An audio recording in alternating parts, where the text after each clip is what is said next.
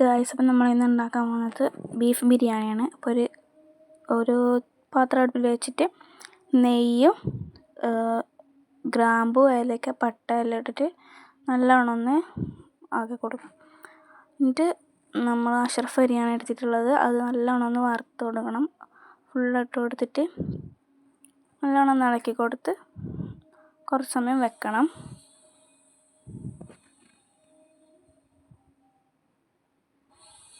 പിന്നെ കുറച്ച് ഉപ്പ് ഇട്ട് കൊടുത്തിട്ട് ഒന്നും കൂടെ ഇളക്കണം. നല്ലോണം ഒന്ന് ഇളകി കഴിയുമ്പോൾ തീ കുറച്ചിട്ട് ഇളക്കിയാൽ മതി, അല്ലെങ്കിൽ കുറച്ച് കരിയാൻ ചാൻസ് ഉണ്ടാവും. അപ്പോൾ തീ ഒന്ന് കുറച്ചിട്ട് ഇളക്കാം. നമ്മൾ ചൂടുവെള്ളം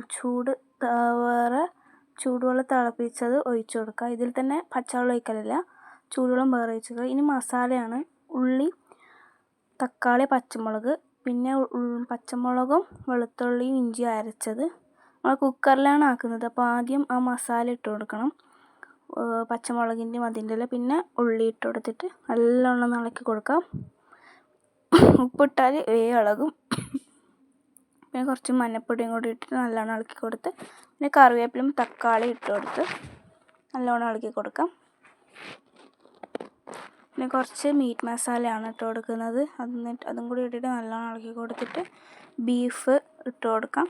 ബീഫ് നിങ്ങളെ ആവശ്യത്തിനനുസരിച്ചിട്ട് ഇടാം. ബീഫ് ഇട്ടിട്ടുണ്ട്. നല്ലോണം ഒന്ന് ഇളക്കി കൊടുക്കാം.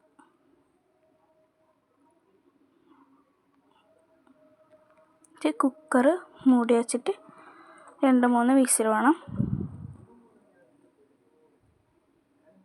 അപ്പോൾ നമ്മൾ മസാല റെഡി ആയിട്ടുണ്ട്. അങ്ങനെ ചോറ് നമ്മൾ മാറ്റിയിട്ടുണ്ട് ദമ്മിടാൻ വേണ്ടിയിട്ട്. ചോറിൻ്റെ മുകളിൽ കുറച്ച് മീറ്റ് മസാല, ഗരം മസാല ഇട്ടിട്ട് മസാല ഇട്ട് കൊടുക്കാം. എന്നിട്ട് അതിൻ്റെ മുകളിൽ ഒന്നും കൂടി ചോറിട്ട് കൊടുക്കണം. അങ്ങനെ കറക്റ്റ് ദമ്മാക്കണം. പിന്നെയും കുറച്ച് ഗരം മസാല വിതറി കൊടുക്കാം. അപ്പോൾ ഇത്രയേ ഉള്ളൂ. ബൈ.